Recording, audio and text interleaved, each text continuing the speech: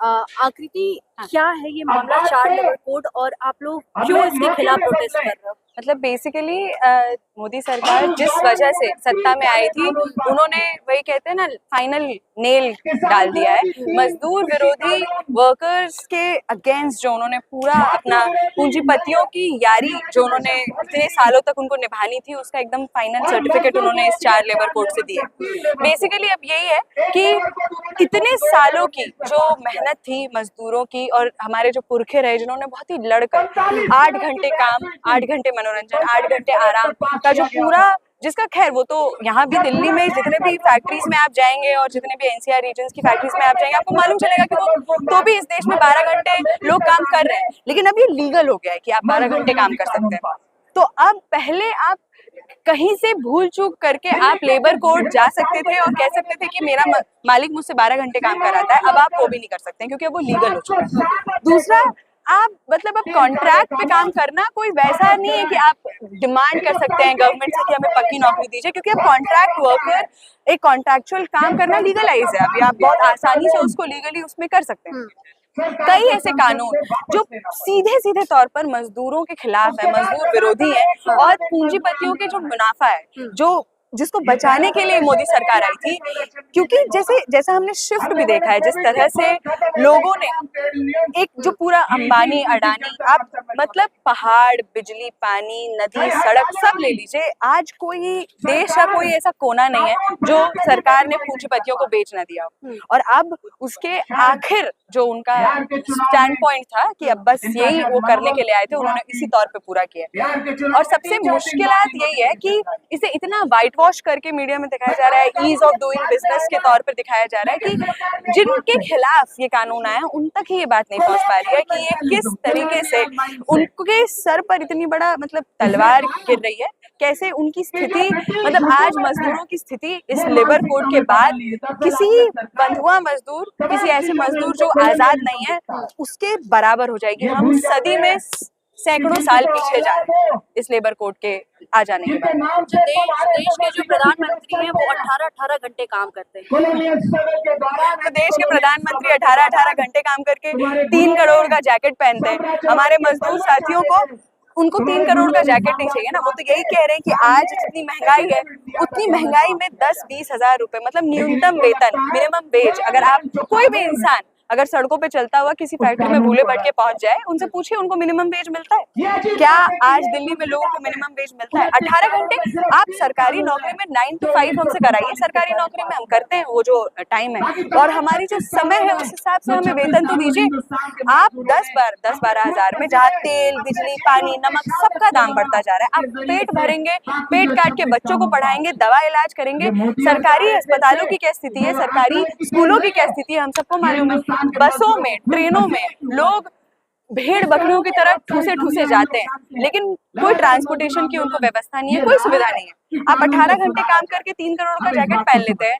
आपको संसद के तमाम जितने भी नेता मंत्री हैं, उनको बिजली का बिल, उनकी फोन का बिल, उनको फ्लाइट से आने जाने का खर्चा, पार्लियामेंट में 10 रुपए की 20 रुपए का मटन चिकन चापते हैं, तो वो खैरात नहीं होती है। लेकिन जनता जब अपने हक के लिए मांगती है तो वो बहुत चुपता है। जनता के लिए भी तो है राशन मुफ्त, 5 किलो राशन दिया। तो आप 5 किलो राशन में अपना घर चला लीजिए अपने घर। आपका घर अगर 5 किलो राशन में, एक ऐसा परिवार, और चलिए ना, आप 5 किलो राशन में अपना घर को मत चलाइए, आप राशन की दुकान में जो राशन मिल रहा है उससे अपने घर में पेट भरिए। आपको एकदम टॉप क्लास खाना चाहिए। आपको पार्लियामेंट में जो ये संसद में जाते हैं लोग, संसद की कैंटीन में खाना खाते हैं, क्या संसद की कैंटीन में ये 5 किलो वाला राशन जाता है? भेजिए संसद के कैंटीन में 5 किलो का राशन, वो जो उसकी जो क्वालिटी होती है। और किसको मिल रहा है ये राशन? मतलब यहाँ तमाम जितने भी वर्कर्स बैठे हैं, मतलब 1-1 रुपए 2-2 रुपए के किलो में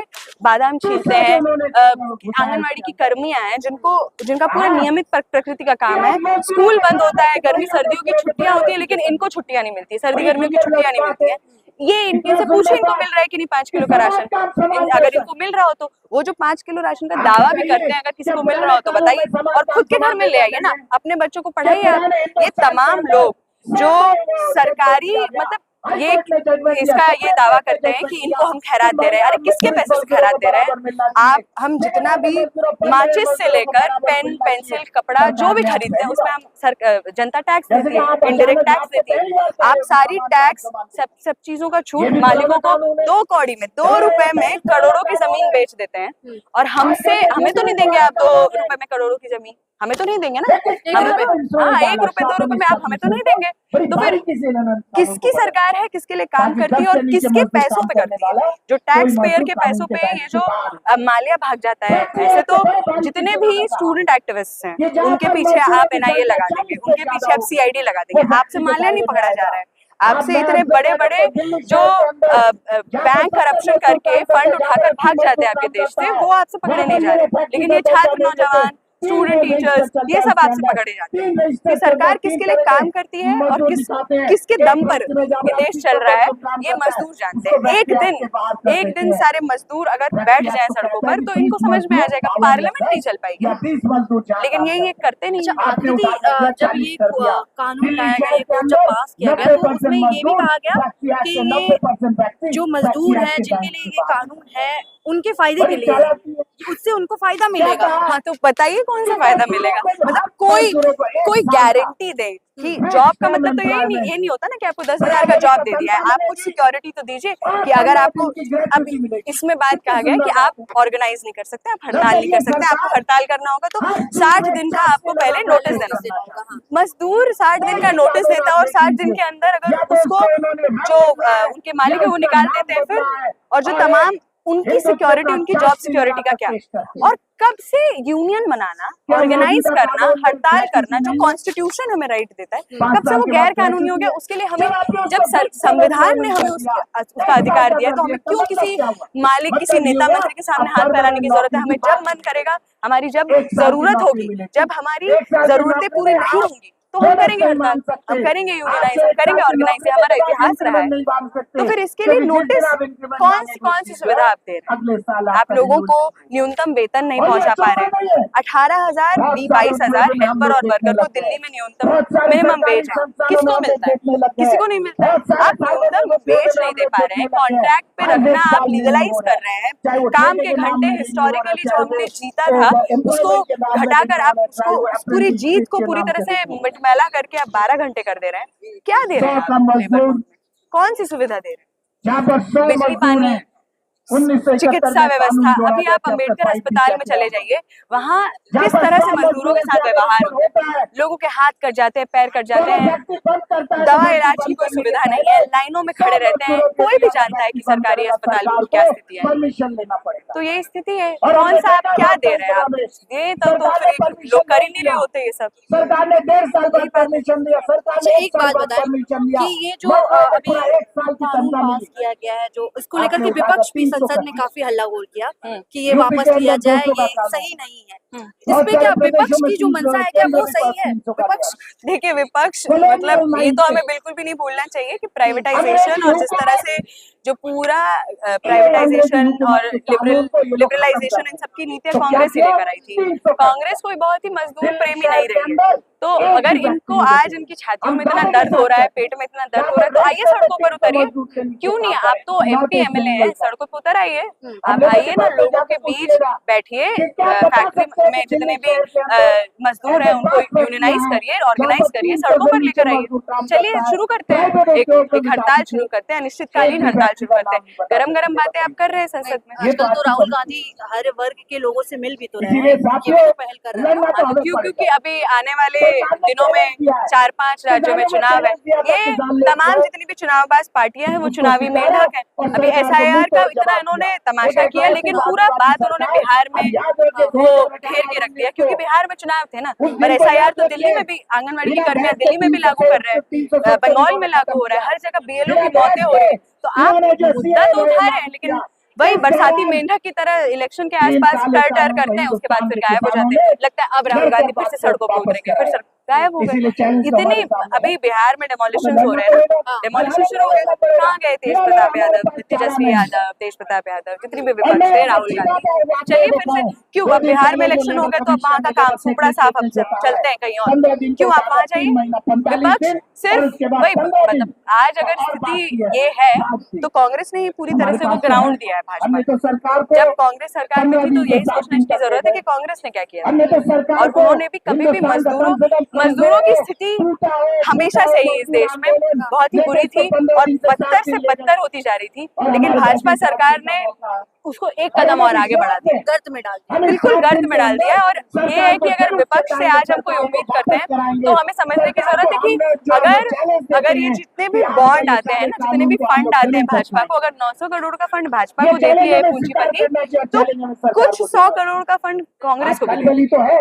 तो बड़े पूंजीपतियों का पुजारी भाजपा, तो छोटे पूंजीपतियों के पुजारी भी कांग्रेस है, इनकी कहाँ से चलेगी। अच्छा, अभी हम पूंजीपति की बात कर रहे हैं और कांग्रेस लगातार ये बात कहती रहती है कि बीजेपी पूंजीपतियों की सरकार है, पूंजीपतियों के लिए काम किया जा रहा है। तो ये क्या लगता है कि ऐसा कि ये जो लेबर लाया गया है, ये जो कानून लाया गया है, ये हकीकत में उनके लिए हमको फायदा पहुंचाने के लिए? बिल्कुल, मतलब अब हम अगर साफ तौर पे देखें, जब लगातार तमाम आईटी सेक्टर्स की कंपनियों के मालिक ये मूर्ति जी कह रहे हैं कि 72 घंटे काम करना चाहिए, फलाना घंटे काम करना चाहिए, तो आप तो कर रहे हैं ना लागू, आप 12 घंटे काम को लीगलाइज कर रहे हैं। इंसान 12-12 घंटे खटे, 10-10 हजार में काम करे, आप अपने बच्चों को नहीं पढ़ा सकते, कुछ नहीं कर सकते, लेकिन उनका मुनाफा तो बच रहा है ना, पूंजीपतियों का मुनाफा बच रहा है। अरावली की 90% रेंज को आपने कह दिया कि वो खुला है अब माइनिंग के लिए। 100 मीटर से ऊपर के जितने भी लोग हैं, जितने भी माउंटेन्स हैं, वो माउंटेन्स है, उसके नीचे माउंटेन्स है, तो अब आप उसको खुला कर देंगे।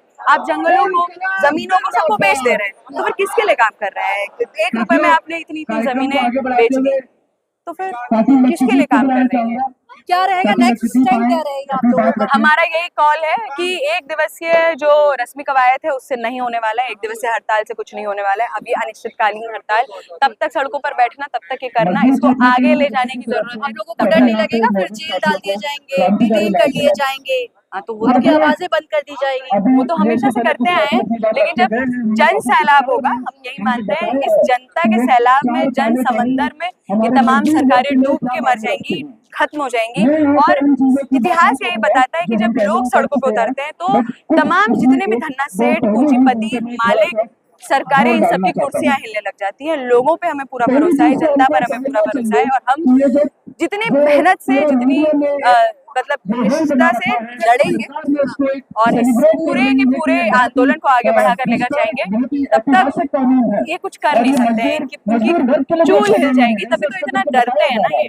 वो गोरख पांडे की कविता है कि मतलब आपके पास तमाम गोला बारूद है, मशीनरी है, मिलिट्री है, फिर भी आप डरते हैं ना। आप डरते हैं कि एक दिन निहत्ते, कमजोर और गरीब लोग आपसे डरना बंद कर देंगे। तो इतनी मशीनरी और इतना पुलिस फोर्स होने के बावजूद भी ये डरते हैं कि ये निहत्ते, बेरोजगार, गरीब, मजदूर इंसान इनसे डरना बंद कर देंगे। क्या कहेंगे आप देश के जो उच्च पदों पर बैठे हुए तमाम नेता मंत्री हैं, उनको क्या कहेंगे, क्या संदेश देना चाहती हैं? वो यही संदेश देंगे कि कई ऐसे नेता मंत्री आए, कई राजे रजवाड़े आए, जिनको लगता था कि वो आखिरी है और उन्हीं का साम्राज्य है, उन्हीं का वर्चस्व है, वो आए और ढह कर चले गए। जनता के जन सैलाब ने उन्हें गिरा दिया, और ये भी कोई बहुत ज्यादा दिनों तक टिकने नहीं वाला है। बहुत बहुत शुक्रिया।